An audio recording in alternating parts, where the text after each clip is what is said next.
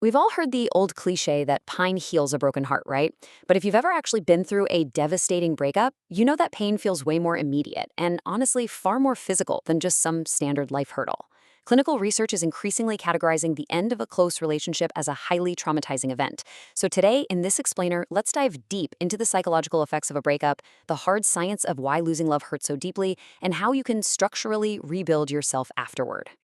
To kick things off, we really have to ask a fundamental question. Is that crushing weight in your chest just a poetic metaphor, or is your body actually experiencing physical trauma? Because, anyone who has been through it knows the fatigue and the chest pain feel incredibly real. So let's look at what the data actually says about this. Section 1, Your Brain on Heartbreak, the Neuroscience of Social Rejection. Let's dive straight into the hard science of what happens in your brain when a romantic bond is officially severed. Look at what functional MRI scans show us. It's honestly mind-blowing. Social rejection and actual physical tissue damage, like literally getting a burn, light up the exact same affective pain centers in the human brain. Regions like the dorsal anterior cingulate cortex and the anterior insula basically act as your body's alarm system. And here's the crazy part. Your brain doesn't have a separate, special alarm just for emotional threats. It simply co-ops the physical pain system to register damage to your social bonds. And get this, the overlap is staggering.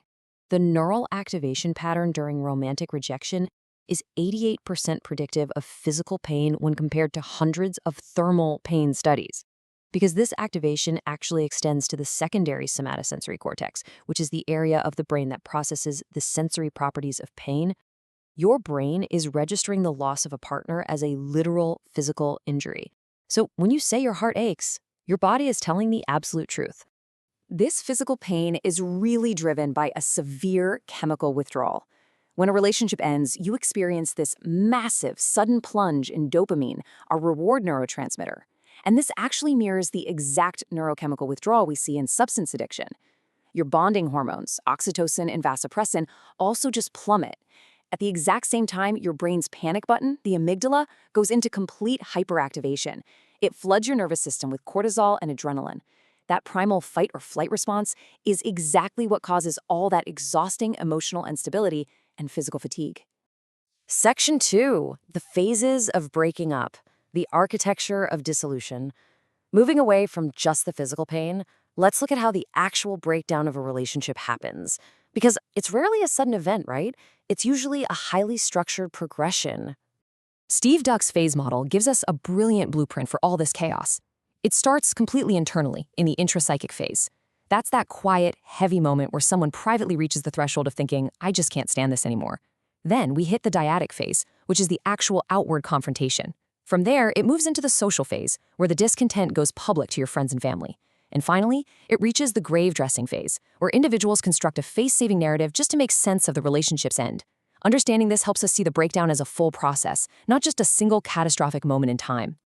Section 3, the shattered self-concept, the identity void. Now that we understand the biology and the timeline, let's look at the psychological fallout. Once the breakup is finalized, individuals are left facing a really severe crisis surrounding their very own identity. You see, when we fall in love, we undergo what's called self-expansion.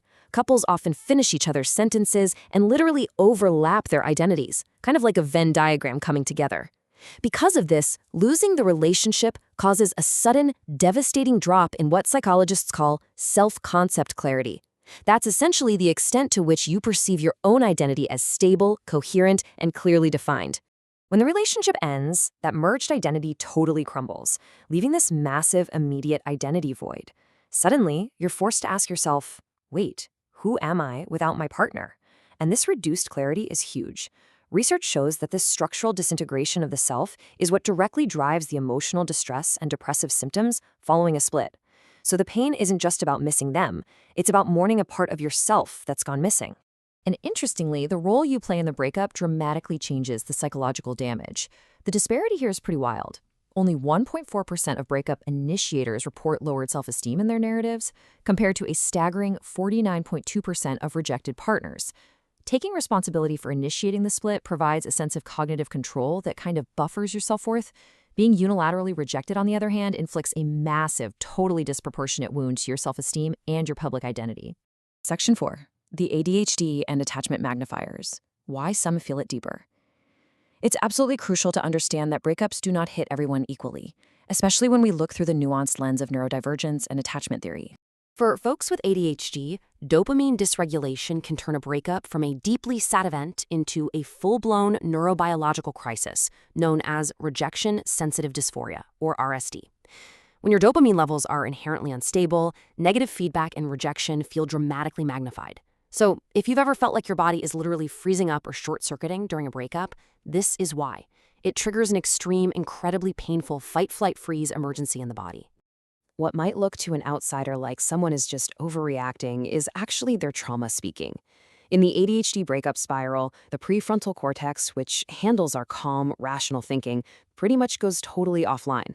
The nervous system gets flooded with shame, leading to this obsessive reliving of past conversations. The pain gets intensely internalized into a core belief of I wasn't enough, making it nearly impossible to self-soothe. Similarly, your attachment style heavily dictates how you cope. Securely attached people generally have the skills to internally self-soothe. They use positive reappraisal and self-compassion when they face a loss. But anxiously attached individuals, especially if they were the ones who got rejected, often experience these primal abandonment fears.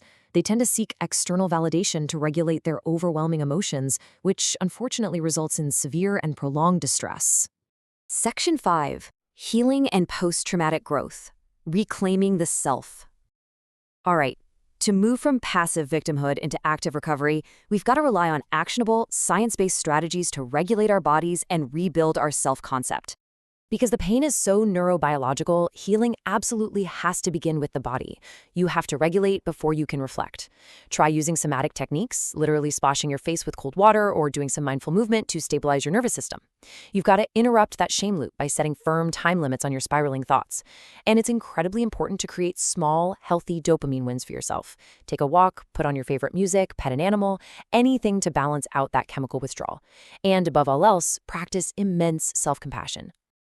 Once your nervous system is finally a bit calmer, you can start the psychological work of reclaiming your identity from that identity void. Rebuilding your self-concept clarity means actively evaluating your traits.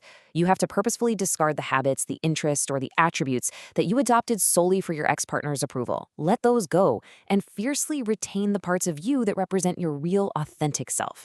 A breakup is undeniably a traumagenic stressor. It wreaks absolute havoc on your brain chemistry and can totally shatter your self-concept. But by understanding the hard science behind your pain, honoring your feelings without judgment, and actively rewriting your identity, it actually becomes an incredible opportunity for post-traumatic growth. So as we wrap up this explainer, I want to leave you with this one final thought. Now that the relationship is over, the only real question left is, who will you choose to become?